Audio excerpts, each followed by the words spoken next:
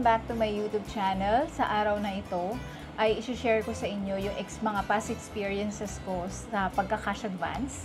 So, yung cash advance na tinutukoy ko dito is yung cash withdrawal sa ATM machine gamit ang aking credit card. Okay? So, hindi na ako magpapatumpik-tumpik pa. Let's begin. So, yung unang-una ko na realize dito guys is ang cash advance PIN talaga ay typically 4 digits lang siya. Kasi sa tatlong or sa apat na credit cards na ko, yung cash advance PIN na sinesend ng bangko sa akin, lahat sila 4 digits lang yung cash advance PIN. Kaya huwag kayong magtataka kung 4 digits lang yung ma-receive nyo kasi usually ganun talaga. Pero comment below kung meron na kayong na-experience na cash advance PIN na more than 4 digits lang. Kasi based sa aking experience, 4 lang talaga. So, kapag ginamit nyo po yan, kapag kayo ay nag-cash advance, kailangan talaga, after nyo i-enter yung 4 digits PIN, ipipress nyo yung enter doon sa keypad ng ATM machine. Kasi pag hindi kayo nag-press ng enter, hindi po yan magpo-proceed. Okay? Hindi siya kagaya ng debit card, na 6-digit yung PIN, after mo ilagay yung 6 digits, automatic nagne-next na siya. So, pag nagka-cash advance ka using credit card, kailangan i-press mo yung enter doon sa keypad. So, kapag hindi gumana yung 4 digits na cash advance PIN mo, it's either mali yung pagkaka-input mo, i-double check mo, ulitin mo uli. Kapag hindi pa din gumana at sigurado ka na tama na, yung in-enter mo or in-input mo na 4 digits PIN, itawag mo na kagad yan sa bank. Kasi walang ibang makakatulong sa'yo, kundi yung bangko lang. Okay? So, kung may instances din naman kasi na okay, gumana yung 4 digits PIN, pero hindi nakapag-withdraw. Nangyari sa akin yan. Gumana yung 4 digits PIN, okay? Pindot-pindot ako doon kung magkano yung amount. Hindi ako nakapag-withdraw. So, una, siguro dahil lagpas dun sa maximum amount yung wini-withdraw ko. For example, parang trinay ko yata yung 30,000, pero hindi gumana. So, nung ginawa kong 20,000, gumana na siya. Okay?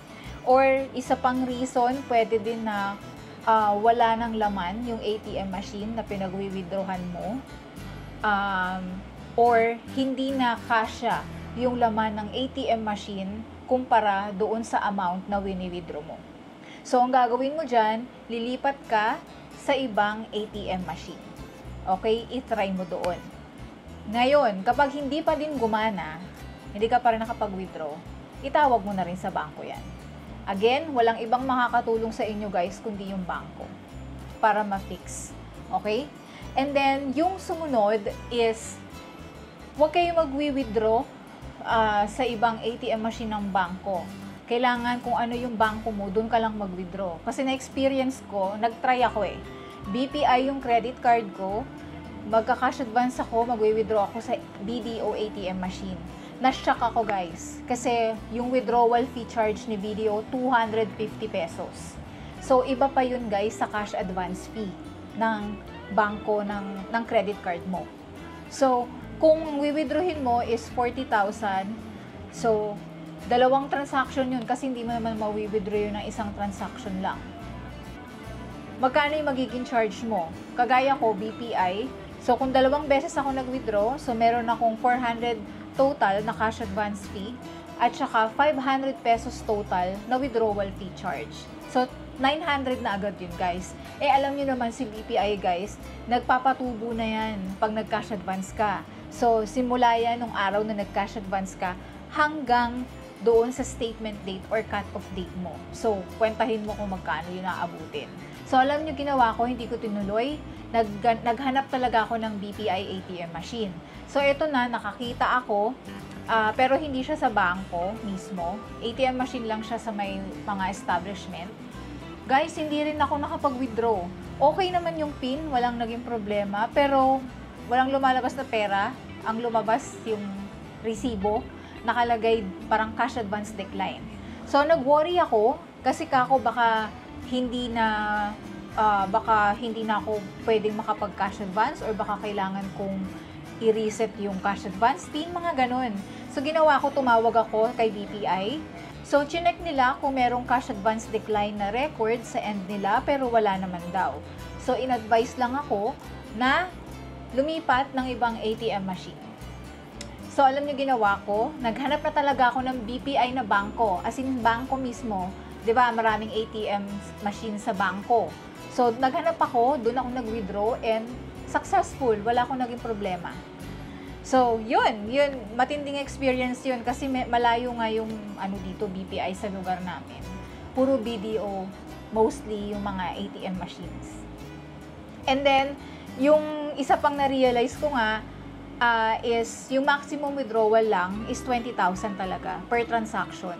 So, kung kailangan mo mag-withdraw ng 50K na cash advance, 3 beses ka mag-withdraw, guys. Okay? Kaya sinasuggest ko na kung BPI yung credit card mo, sa BPI ATM machine ka mag-withdraw para maiwasan mo yung withdrawal fee charge. 250, guys, malaki din yun. Ha? Sa BDO yan, hindi ko alam sa ibang banks kung magkano yung withdrawal fee charge nila. 'Di ba?